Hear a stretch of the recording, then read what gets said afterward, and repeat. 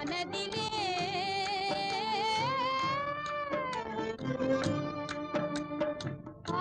மாறுதம் வீசுவதாலே ஆனந்தம் பொங்குதே மனதிலே